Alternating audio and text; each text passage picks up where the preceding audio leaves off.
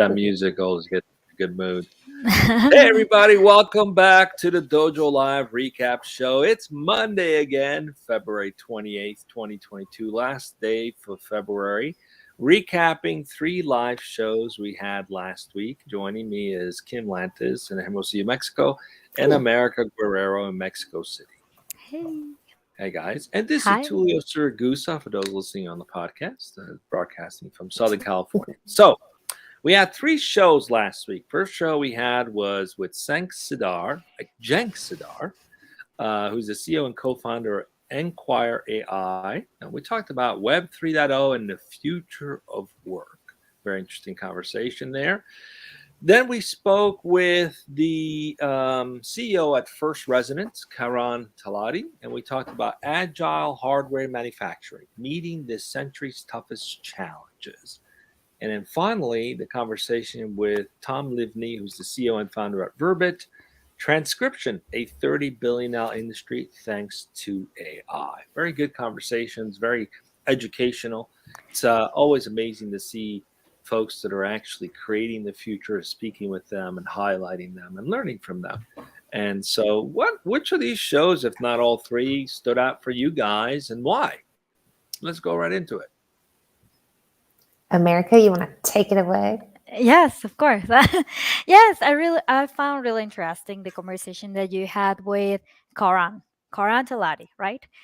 I learned a little bit about chemistry, about ions, how ions are being in service to bytes from companies that go from digital to physical. I liked it a lot. And also the conversation that you had with Cenk.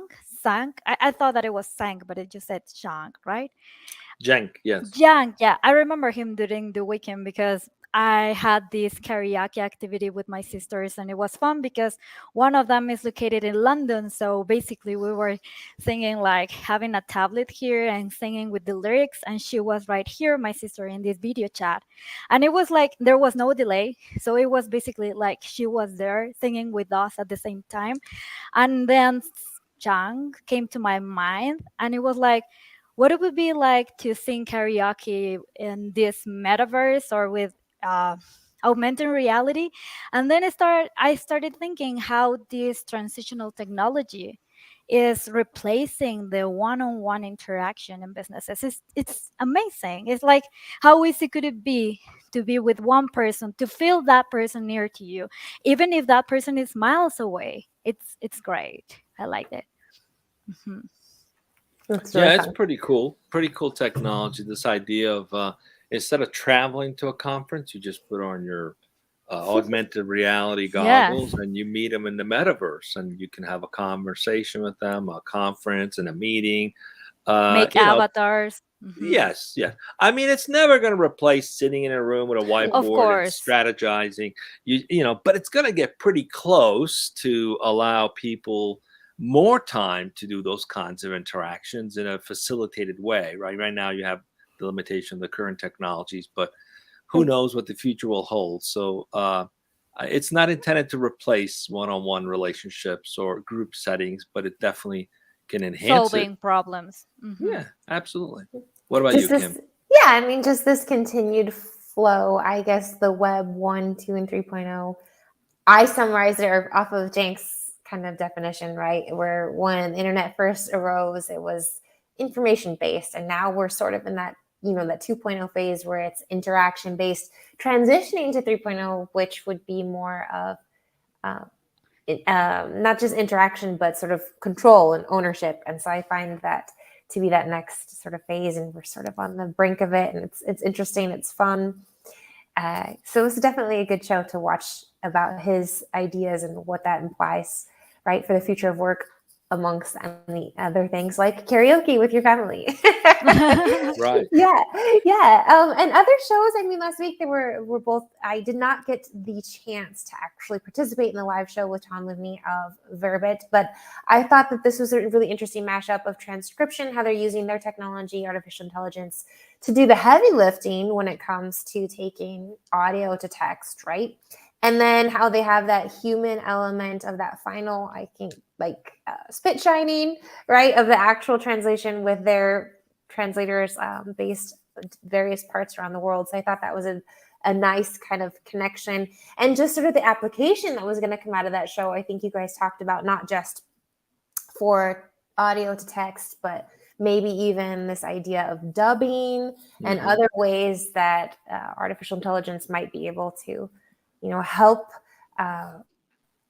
make information just more accessible to a variety of people who might be hearing impaired or otherwise. And so I thought that was really interesting as well. And then if we move on to, go ahead. Sorry.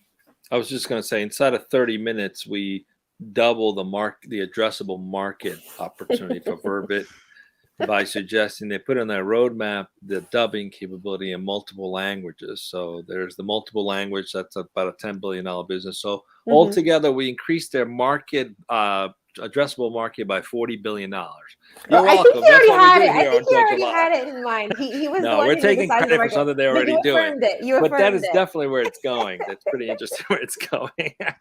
Of course. No, that's great. Yeah, and then I think Karan Talati at First Resonance, extremely well spoken, super smart, and I think he's just sort of taking this next generation of all that he's learned. I think he had his time with SpaceX and different things, and just transitioning that, right, what he's learned with software to hardware, physical manufacturing, and again hitting home the idea that we all just need to be agile, accepting of change. Certainly, and how to adapt to that and move within it and utilize it to our advantage. Certainly easier said than done, particularly for someone with my personality type.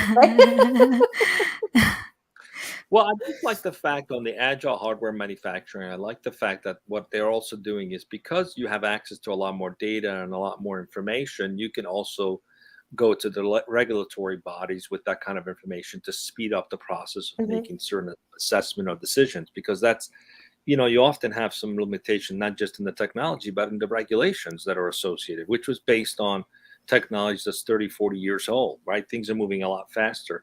So I enjoy the fact that there are actually people lobbying to make those changes, say, what, things are moving a lot faster. We have AI, we have the ability to permutate and test different scenarios, thousands of different scenarios simultaneously, which allows you to get to a quicker decision process in manufacturing things that could be mission critical, for example.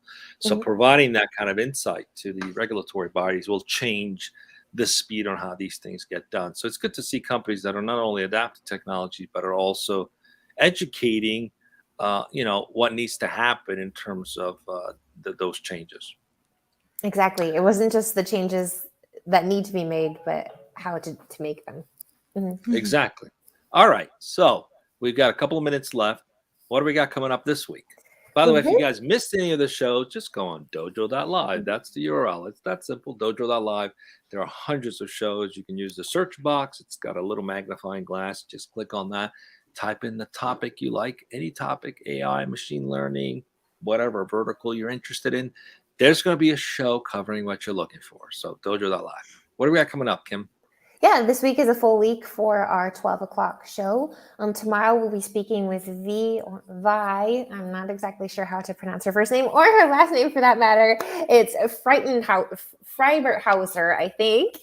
She'll let us know tomorrow for sure. But she is the CEO and co-founder of Homads. Her own story is a very interesting one, coming in with, as I think, a first generation in the United States, and just her own personal experience of being a nomad and then using that in technology to create Homads. So it's really about monthly rentals and remote work. So her story shall be inspiring, I'm sure. Wednesday, we did get that slot filled. We're going to be speaking with Wes Windler, who is the CEO of Woven, and that is about making the technical interview, right, easier, and a platform to help with that.